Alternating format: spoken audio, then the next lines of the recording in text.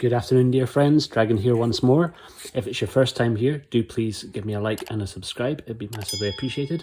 Diving once more into the titles that almost made my top 10 88 Films Asia Collection Essentials at the weekend. And this is, I think, the second one of these we've done. Yesterday, feel free to go back and check out Come Drink With Me. But today we're getting into 1975's The Spiritual Boxer, the directorial debut of Lau Kar Leung.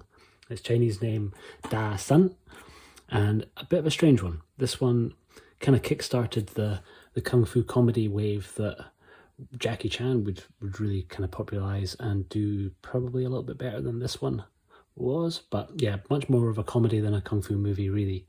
There's a lot less focus on action, a lot more focus on hijinks and comedy. Starring Wong Yu, who at the time they were calling much more Wang Yu, because I suspect they were trying to either get back at Jimmy Wang Yu or try and prove to Jimmy Wang Yu that they no longer needed him after he decamped. Jimmy Wang Yu, the star of films like The One-Armed Boxer and The One-Armed Swordsman, The Chinese Boxer, had decamped away from Shaw Brothers and was kind of making his own movies. I think he moved over to Taiwan, and Shaw's always one to bear a little bit of a petty grudge. Certainly kind of were touting Wong Yu, or Wang Yu at the time, as being every bit as much of a vibrant star as he was. That's debatable. I think he's maybe better at comedy stuff. He's a lot less intense than Jimmy Wang Yu is, but a pretty capable martial artist and really enjoyable in a lot of films. Though this one, maybe not his best. Like I say, the first movie by Lau Kar Leung, but not the first one of his that I ever saw. I think I came to quite a lot of his more well-known films, 36 Chamber, 8 Diagram Pole Fighter, and some of his other comedies, so My Young Auntie, Lady is the Boss, before I got a chance to see this one. I had seen it before 88 put out their version, but I don't know where to put it in the overall pantheon of his movies. It very nearly made the list because it's, I think, quite important, being that it was Lau Kar Leung's first movie as a director, but it's it's an unusual one. So without giving you any spoilers, because I think it is still a movie that I would recommend tracking down if you're a fan of Lau Kar Leung's other work. It's good seeing where a lot of his style kind of got formulated, particularly his style for how he was shooting action. But the movie overall feels a little bit disjointed. It feels a little bit more episodic than one sort of continuous narrative that runs through it. And again, no spoilers here, but the film starts off with some cameos from two major Shaw's heavy hitters at the time. So you get a cameo from Tate Lung and Chen Quan-tai. Tate Lung from, God, so many movies, but The Magic Blade, one of my favourites of his, The Avenging Eagle, going on to John Woo's movies. You'll recognise him from A Better Tomorrow movies. He's got a small part in Lau Kar Leung's Tiger on the Beat. Tate Lung, if you're a fan of Shaw Brothers movie, you know who Tate Lung is. And Chen Quan-tai from from Flying Galantine, and from Boxer from Shangtung. Again, so many more than we could do another video purely about Chen Quan-tai's movies. He was in a lot. So the two of them start off the film in this little extended cameo, playing spiritual boxers who are using the power of their kung fu to overcome weapons. You see them being stabbed with spears. I'm sure we could see that on the back of the case. So there is Tate Lung being stabbed with spears and not feeling any ill effects from it. This kind of culminates right up to them being shot and surviving the bullet shots, proving the might of their kung fu.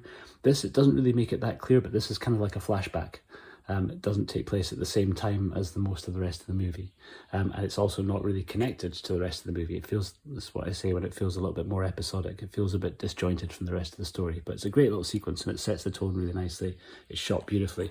So that kind of kicks off our film. Then we jump forward in time to meet Wong Yu's character, who's basically a con man and pretending that he knows the same type of spiritual boxing that you saw opening the movie, and is going around basically making money from people, conning them into thinking that he's this incredibly skillful spiritual boxer, when he's not really. He's just a sneaky con man. So you'll see the same sort of thing being played out in a whole bunch of different movies, going right the way up to, like, I guess, to Kung Fu Hustle. I think the character that Stephen Chow plays at the beginning of that, it's not a million miles away from the sort of character that Wong Yu's playing here, a kind of lovable rogue. So good fun in terms of watching some of the comedy antics that he gets up to, but less so in terms of the action. There's not an enormous amount of that going on here. So there is a sequel And at some point, it would be amazing if 88 Films get a chance to release the sequel, because the sequel for me is kind of the better movie.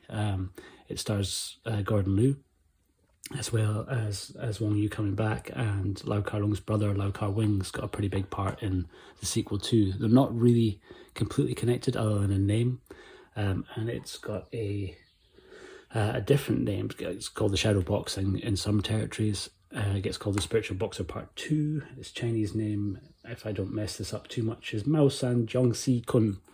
The Jiangxi, or Hopping Vampire, little subgenre of movies was really popular. I think kind of after these movies came out, Sammo Hung made the seminal Encourage of the Spooky Kind in 1980, which kind of went much more into the actual real spooky, genuine ghost side than the conman side. And of course Mr. Vampire, which would come quite a lot later in 1985. But from sticking with Lau Kar Leung, he returned to some of the same tough stuff that he examined here in Legendary Weapons of China in 1982. That's kind of more of a deep dive into the notion of the spiritual boxer, and really how it can't ever really be truly effective against the foreign guns. So yeah, I'd say Legendary Weapons of China is a much more entertaining kung fu movie. This is definitely more of an entertaining comedy movie. Not too much more to say, other than speak a little bit about the disc itself. It's one that's still available. You can still find this on their website, and does have, as is the case with most of their Shaw's kung fu titles, it's got the original Chinese audio and also the English dub on there, if you do want to dive into the sort of cheese and fun that can be had with the English dubs of these. There's an audio commentary by David West, the first of his commentaries that I'd ever heard. I think he wrote a book called Chasing Dragons, an introduction to the martial arts film, which I have not read, but certainly he's a pretty enjoyable commentary. He's quite well researched, goes a lot into the placement of this film and the kind of overall filmography of Lau Kar Leung, speaks a lot about the stars. It's got some great trivia, particularly about Wong Yu's co-star in this, Lin Chen Chi, which I'm not going to spoil for you here, but she kind of plays this sort of romantic love interest, or sidekick for much of the comedy, and she's pretty great here. I actually know her more from a Venom's movie, Life Gamble, and I think she's got a bit more to do in that movie. But she's spiky here in a good way. It's kind of entertaining watching the two of them play against each other. They play off each other well. Villain duties are once again taken on by Fung Har Kong, who you recognise from so many movies, from Police Story, from Warriors 2 that we spoke about, from The Young Master. He was in hundreds and hundreds of movies while he was still alive. So yeah, I think pretty much overall, maybe if we were going to I should probably start giving these things ratings so you can actually kind of place some sort of context against each other. If we were assuming the 8-diagram pole fighter was a 10 out of 10, which I think is safe to do so, seeing as it was number 1 on my list, then this would probably be a 6 or 7, probably maybe let's go 6.5 out of 10. Not Lau Kar Leung's finest outing, but certainly as his first, it's pretty interesting and a good one to get into the collection if you can track it down.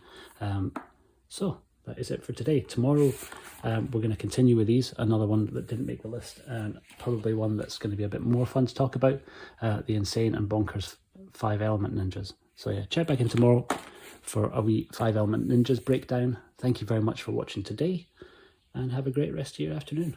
Cheers.